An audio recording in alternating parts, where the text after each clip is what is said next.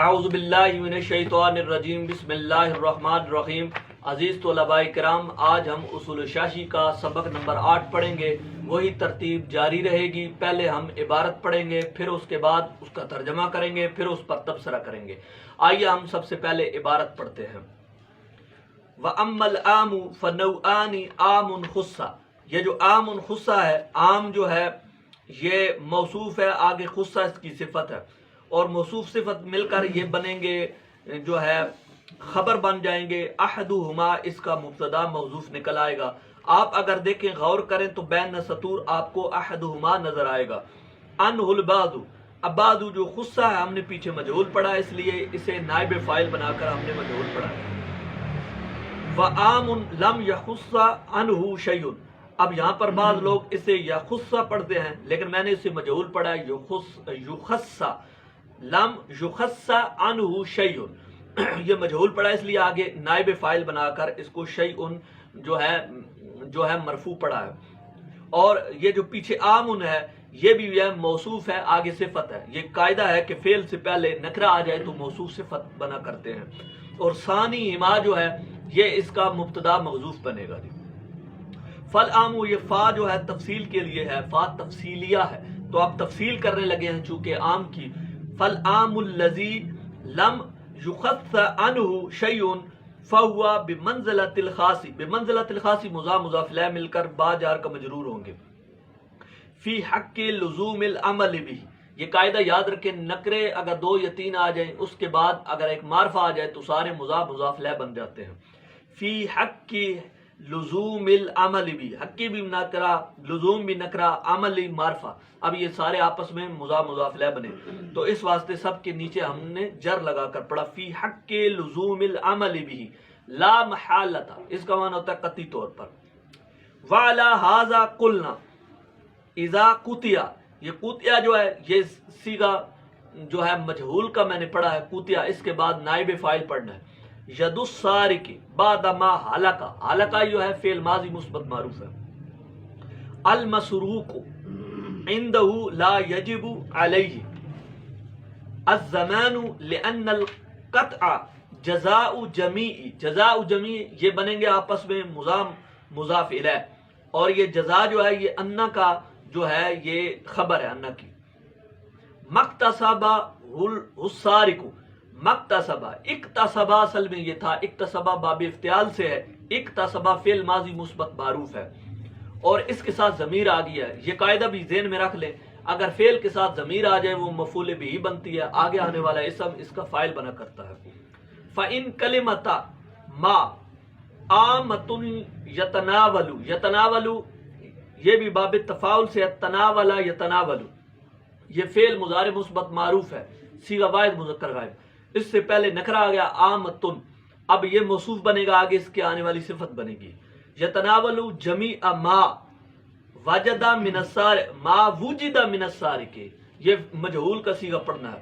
وجدہ مجہول بنانے کا قاعدہ تو آپ کو یاد ہے کہ پہلے فا کلمے پہ ضمہ دیتے ہیں، عین کلمے پہ کسرہ، لام کلمے پہ فتح دیتے ہیں، تو یہ فعل مجہول بن جاتا ہے۔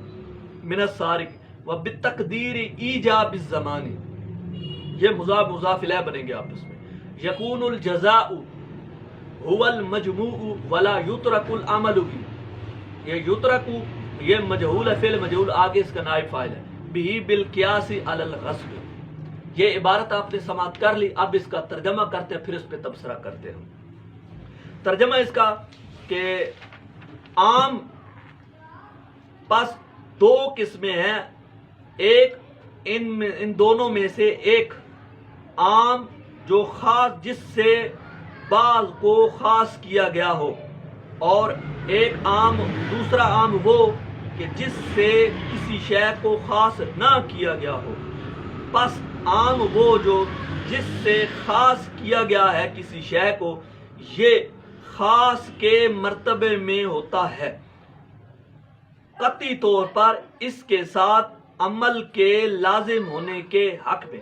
مضاف الیہ سے آخر میں جو مضاف الیہ وہاں سے شروع کرتے ہیں ترجمہ کرتے وقت، ترجمہ کرتے پھر پیچھے کی جانب آ جایا کرتے ہیں، اور اس اصل پر، اس اختلاف پر، ہا ضمیر کا مرجع جو ہے اختلاف ہے، اس اختلاف پر یا اس اصل پر قلنا ہمارا کہنا کہ جب کاٹ دیا جائے، سارق کہتے ہیں چور کو، یعنی کہ اسم فاعل ہے تو یہ سارقن سے ہے، سرکن سے، یعنی کہ سارقن اسم فاعل بنے گا، چوری کرنے والا۔ تو عمومی طور پر جب ترجمہ کرتے ہیں اسم فاعل کا تو والا والی والے کا لفظ لگایا کرتے ہیں۔ چوری کرنے والے کے ہاتھ کو کاٹ دیا جائے بعد اس کے جو ہلاک ہوا مال، مسروق کہتے ہیں مال کو، یعنی چرایا ہوا، اندہ چور کے پاس، تو لا یجب علیہ، تو اس چور پر واجب نہیں ہوگا الضمان چٹی، لأن القطع، اس لیے چٹی واجب نہیں ہوگی کیونکہ کاٹنا جو ہے یہ بدلہ ہے جمی کا، جو بھی چور نے کیا ہے، جو بھی چور نے کیا یہ اس کا بدلہ ہے۔ اور اس میں جو کلمہ ما ہے یہ عام ہے، جو شامل ہے جمی کو، جو بھی چور سے پایا گیا ہے۔ اور چٹی کے واجب ہونے کے بارے میں، اور یہ بدلہ ہوگا، یہ جو یکون الجزاء، یہ بدلہ ہوگا، وہ بن جائے گا مجموع، وہ مجموعہ ہو جائے گا، تو پس اور نہیں ترک کیا جائے گا عمل قیاس کے ساتھ غصب پر، یعنی غصب پر قیاس کے ساتھ اس کے ذریعے عمل کو ترک نہیں کیا جائے گا۔ اب یہ ترجمہ آپ نے سن لیا، اب آپ اس کا تبصرہ سنیں گے انشاءاللہ تعالی تبارک و تعالی، خالق کریم نے چاہا تو انشاءاللہ مزید اس کو آپ سمجھ جائیں گے۔ اب اللہ تعالیٰ کا فضل اور اس کی توفیق کہ ہم خاص سے فارغ ہو گئے۔ خاص جو تھا اس کی تعریف بھی آپ نے پڑھ لی، خاص کا حکم بھی پڑھ لیا، اور خاص کے ضمن میں انہوں نے 3 مثالیں ذکر کی تھی۔ وہ 3 مثالیں جو ہیں کے ذریعے انہوں نے اس قاعدے کو سمجھایا تھا کہ خاص کے مقابلے میں، کتاب اللہ کے خاص کے مقابلے میں اگر قیاس یا خبر واحد آ جائے تو تطبیق دیں گے، تو تطبیق ممکن ہوئی تو تطبیق دے دیں گے، لیکن اگر تطبیق ممکن نہ ہوئی تو پھر مد مقابل والے کو چھوڑ دیں گے، یعنی قیاس کو اور خبر واحد کو چھوڑ دیں گے۔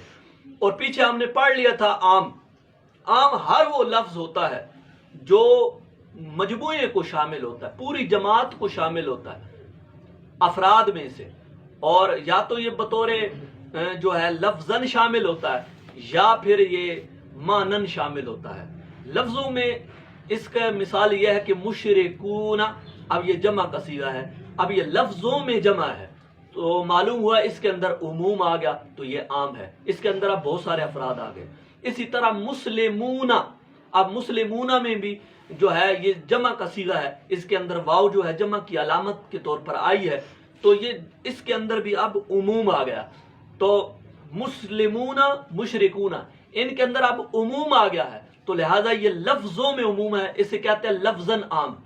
اور اگر جو ہے کچھ الفاظ ایسے ہوتے ہیں جو عام ہوتے ہیں لیکن لفظوں میں علامت نہیں ہوتی، پتہ نہیں لگتا کہ یہ جمع ہے یا جمع نہیں ہے، تو جیسے من اور ما ہے، اب لفظوں میں کوئی علامت ایسی موجود نہیں ہے کہ ہمیں پتہ لگے کہ یہ لفظ عام ہے، لیکن جب معنی پر غور کرتے ہیں تو اس کے معنی میں عموم آتا ہے۔ ان کا معنی ہوتا ہے جو، اب جو لفظ ہے اس کے اندر عموم آتا ہے، تو اب اس کو سمجھا رہے ہیں، کہتے ہیں کہ عام کی 2 قسمیں ہوتی ہیں، ایک عام مخصوص عنہ البعض، اور دوسری اس کی قسم ہوتی ہے عام غیر مخصوص عنہ البعض۔ اب پہلی جو قسم ہے وہ سمجھ لو، عام مخصوص منہ البعض جو ہوتی ہے، اس میں سے پورے عموموں میں سے کچھ کو خاص کر دیا جاتا ہے، اور اس میں سے خاص کر لیتے ہیں، اس میں سے نکال لیتے ہیں، اس میں سے کچھ کی تخصیص کر لیتے ہیں۔ میں مثال دیتا ہوں، جس طرح کے بہت سارے بندے بیٹھے ہوئے ہو، ایک عموم بنا ہوا ہو، ایک اجتماع بنا ہوا ہو، اس کے اندر بہت سارے افراد ہیں، اب ان میں سے ہم کسی 3 کو یا 4 کو یا 5 کو یا 10 کو ہم نکال لیتے ہیں، تو پھر یہ بن جاتا ہے عام مخصوص منہ البعض، یعنی اس عموم میں سے ہم نے کچھ کو خاص کر لیا، کچھ کو نکال لیا۔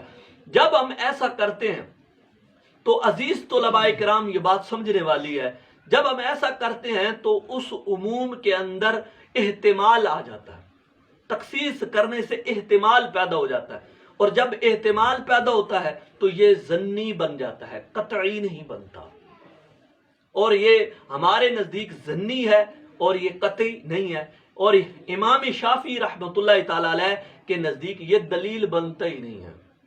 اور ہمارے دوسری اب جو قسم ہے عام غیر مخصوص عنہ البعض، وہ عام ہوتا ہے کہ جس میں سے کسی کو خاص نہیں کیا جاتا بلکہ وہ سارا عام ہی رہتا ہے، اور یہ جو عام ہے یہ ہمارے نزدیک قطعی اور یقینی ہے، اس پر عمل کرنا قطعی طور پر جو ہے عمل کرنا جو ہے واجب ہے، ضروری ہے، اور یہ خاص کے مرتبے میں ہے۔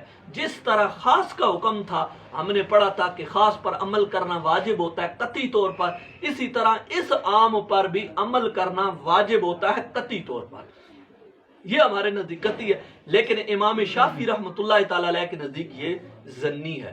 اب امام شافعی عام مخصوص من البعض کے بارے میں کہتے ہیں یہ تو دلیل ہی کوئی نہیں بنتا امام شافعی کے نزدیک، اور عام غیر مخصوص عن البعض کے بارے میں امام شافعی کہتے ہیں کہ یہ ظنی ہے، یہ قطعی نہیں ہے، لیکن یہ ہمارے نزدیک قطعی ہے۔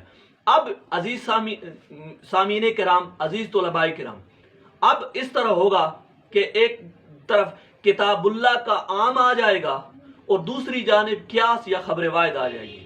اب وہی قاعدہ جو پیچھے آپ نے پڑھ لیا ہے اسی طرح کریں گے کہ اب ان کو تطبیق دینے کی کوشش کریں گے۔ تطبیق دینا ممکن ہوئی، لیکن اس کے ساتھ ساتھ یہ دیکھا جائے گا کہ کتاب اللہ کے عموم میں جو ہے وہ تبدیلی نہ آئے، تو پھر ہم کیا کریں گے؟ تطبیق دے دیں گے۔ اگر تطبیق ممکن نہ ہوئی تو پھر کتاب اللہ کے عام کے مقابلے میں جو خبر واحد ہوگی، قیاس ہوگا، ہم اسے ترک کر دیں گے۔ اب اس کی مثال مصنف علیہ رحمہ سمجھاتے ہیں، وہ ذرا توجہ سے سن لیں۔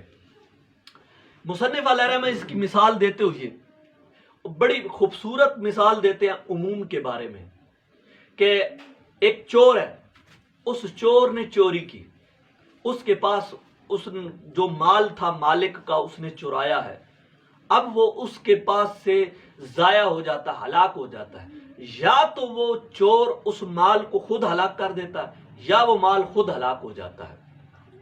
تو اب اس طرح ہوتا ہے کہ امام صاحب کے نزدیک اور امام شافعی کے نزدیک اس مسئلے میں اختلاف پیدا ہو جاتا ہے، اور اختلاف کی صورت کیا ہوتی ہے؟